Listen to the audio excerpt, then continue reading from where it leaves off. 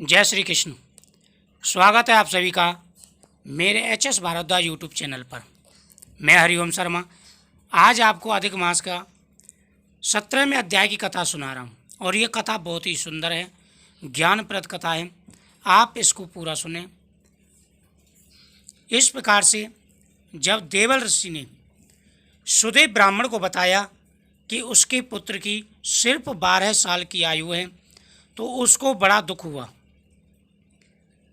गौतमी ने अपने पति को समझाया कि हे स्वामी, जो होने वाला होता है वह तो होता ही है, उसको कोई नहीं रोक सकता, और जो हमारी किस्मत में नहीं है वह हमें प्राप्त नहीं हो सकता, इसलिए आपको शोक नहीं करना चाहिए।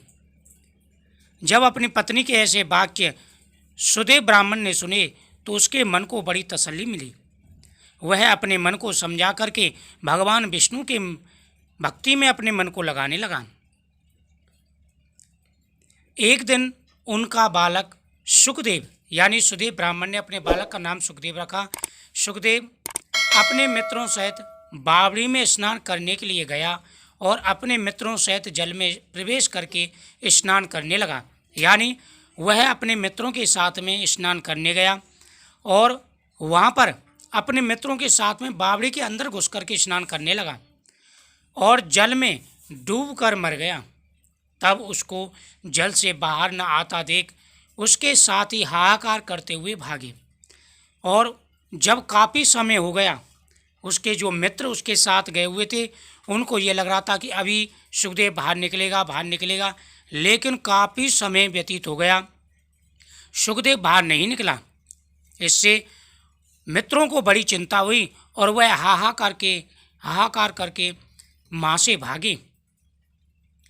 उन बालकों ने गौतमी को जाकर के सब वृत्तांत सुनाया और सुखदेव की माता गौतमी को जाकर के उन्होंने संपूर्ण कहानी सुना दी।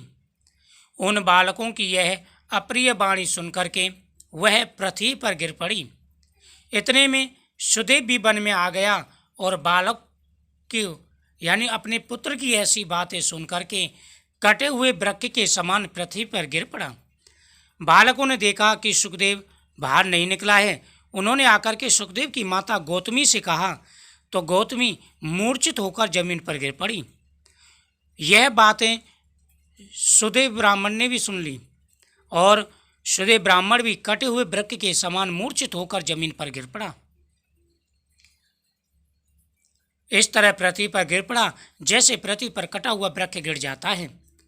फिर दोनों पति पत्नी उठकर बावड़ी पर गए और वहां मरे हुए पुत्र को आलिंगन कर शरीर को गोद में लेके सुदेव बारंबार बालक के मुख को चूमने लगा और उन्होंने वहां जाकर के अपने पुत्र के शव को निकाला और उसको अपने गोदी में रख कर के बार बार उसके मुख को चूमने लगा। गोद में पड़े मृत बालक को देख रोने लगा। विलाप करते हुए बोला कि हे पुत्र, मेरा शोक हरने वाली मनोहर वाणी बोलो, मुझे आनंद प्रदान करो। उसने अपने पुत्र से कहा कि हे पुत्र, आप कुछ बोलो, मेरे दुख को हरने वाले मनोहर शब्द बोलो, मुझे आनंद देने वाले शब्द बोलो। तुम अपने वृद्ध माता पिता को छोड़ करके जाने योग्य नहीं हो और तुम अपने वृद्ध माता पिता को छोड़ करके जा नहीं सकते। हे बस, तुम्हारा श्रेष्ठ मित्र तुम्हें पढ़ने के लिए पुकार रहा है। और वह अपने मृत पुत्र को बार बार कहने लगा कि हे पुत्र, उठो, मुझसे कुछ बोलो, तुम्हारा मित्र तुम्हें पढ़ाई के लिए पुकार रहा है।